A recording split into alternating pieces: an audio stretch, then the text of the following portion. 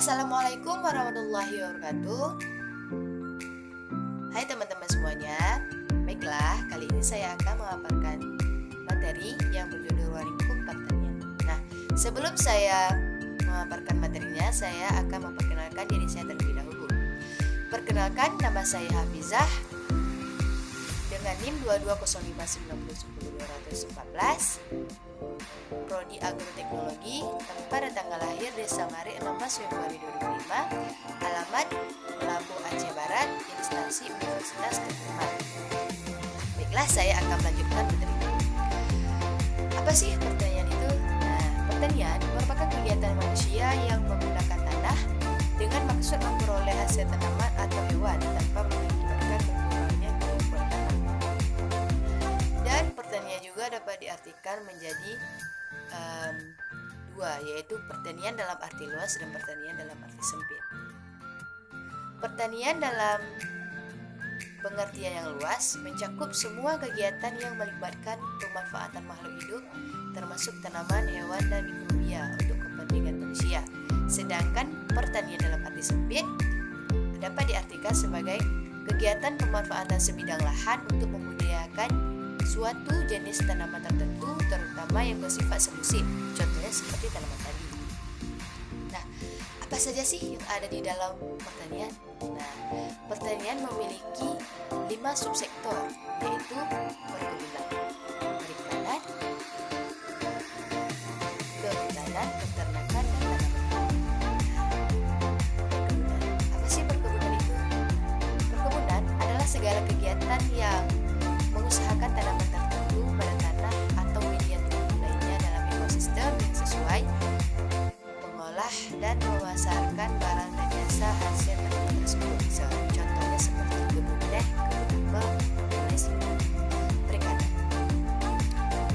Perikanan adalah kegiatan manusia yang berhubungan dengan pengelolaan atau pemanfaatan sumber daya hayati perairan, baik itu perairan air tawar maupun air laut.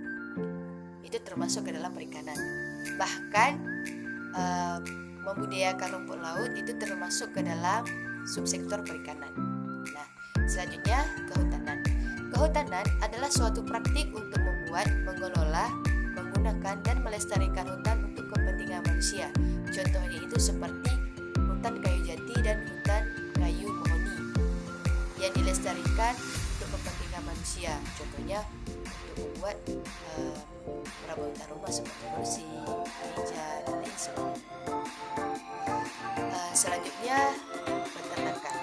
Peternakan adalah kegiatan mengembangbiakkan dan pemeliharaan hewan ternak untuk mendapatkan manfaat hasil dari kegiatan tersebut. Hewan yang banyak diternakkan diantaranya itu seperti sapi, ayam, kambing, domba, dan babi. Nah, hasil dari peternakan ini nanti akan dijual dan dipasarkan untuk meningkatkan hasil produksi dan akan memenuhi untuk kepentingan manusia ke depannya. Baiklah, selanjutnya adalah tanaman pangan. Tanaman pangan adalah semua tanaman yang di dalamnya mengandung karbohidrat serta protein sebagai sumber daya manusia. Contohnya itu seperti tanaman padi, jagung, sagu, dan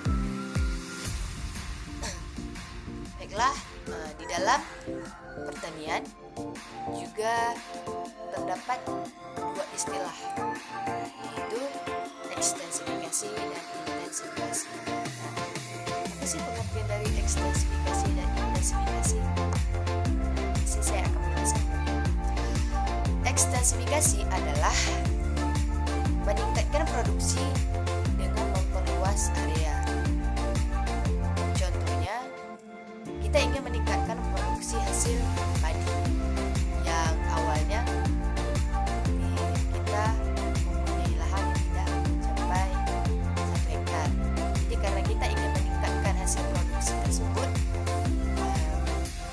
kita memperluas area yang dimana area yang dahulu belum mencapai 1 hektar, kita akan memperluas area tersebut melebihi dari 1 hektar, baik itu 2 hektar, 1,5 hektar, ataupun sampai 3 hektar.